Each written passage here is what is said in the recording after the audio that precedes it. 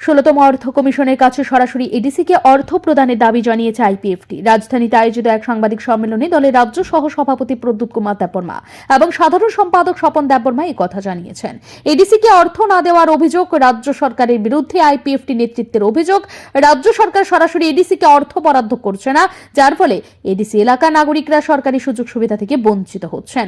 30 জানুয়ারি 16তম অর্থ কমিশনের সঙ্গে বৈঠকে এই বিষয়টি উত্থাপন করেছে দলের প্রতিনিধি দল।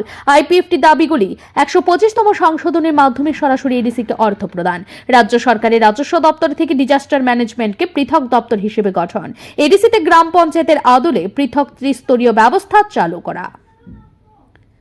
যে না, এখন থেকে ত্রিপুরা রাজ্যে রেভিনিউ ডিপার্টমেন্ট থেকে ওই সমস্ত ডিজাস্টার রিহেবিলিটেশনের বিষয়টাকে আলাদা করে অন্যান্য রাজ্যের মতো করে দিতে, তাহলে পরে এডিসির তরফ থেকে বিপদে আপদে যে ঘটনাগুলি হয়, যেমন গত বছর দক্ষিণ ত্রিপুরায় আমরা সবাই জানি 21শে আগস্ট 21 আগস্টে যে 12 জন মারা গেছে, মাটিতে চাপা পড়ে, সেখানে এডিসি কর্তৃপক্ষের তরফ থেকে একটা পয়সা সাহায্য করা সম্ভব হয়নি। সেখানে সাহায্য হিসেবে সরকারিভাবে এসছে আপনার বিডিও, এসডিএম, ডিএম বা ত্রিপুরা সরকার পক্ষ, আর এডিসির ভিতরে যে লোকগুলি রয়েছে সেখানে শুধু উপজাতি জনগোষ্ঠী নয়, বিভিন্ন জনগোষ্ঠীর সবাই রয়েছে সেখানে। এখন এটাকে যদি আলাদা করে দেওয়া হয় তাহলে এডিসিতে যারা বসবাস করে রয়েছেন, অবস্থান করছেন, তাদের পক্ষেও সুবিধা হবে। এটা অবিলম্বে কার্যকরী 125 অ্যামেন্ডমেন্টের মাধ্যমে করে দিলে পরে খুবই ভালো হয়, কারণ 2026-এ আমাদের এসি ইলেকশন, এটার আগেই যদি তিতিসি হয়ে যায়, এইটাও যদি আলাদা করে দেওয়া হয় তাহলে আগামী দিনে ফান্ড ফ্লোর যথেষ্ট সম্ভাবনা রয়েছে। এটাই হচ্ছে আমাদের।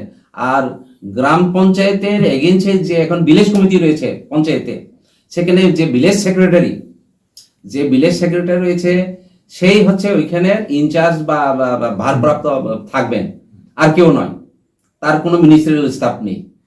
অথচ বর্তমান যুগে, বৈজ্ঞানিক যুগে বা আধুনিক যে মডার্ন ম্যানেজমেন্টে এফিসিয়েন্সি রাখার জন্য, দক্ষতার সঙ্গে কাজ করার ক্ষেত্রে, উন্নয়ন করার ক্ষেত্রে, টাকা পয়সাকে যথাযথভাবে বাস্তবায়ন করার ক্ষেত্রে সেখানে অফিসিয়াল স্টাফ, মিনিস্ট্রিয়াল স্টাফের বিশেষ প্রয়োজন। শুধু ভিলেজ সেক্রেটারি হলে হয় না। এতে আমি গত 10টা বছর আমি বিডিওশিপ করেছি, আমি হারে হারে টের পেয়েছি কত রকম অসুবিধা। 29টা দপ্তরের কাজ করতে হয়। হ্যাঁ, পঞ্চায়েতের 29টা দপ্তর, কিন্তু নানা সমস্যা তৈরি হয়, ডিসিশন নিতে পারছে না ওরা।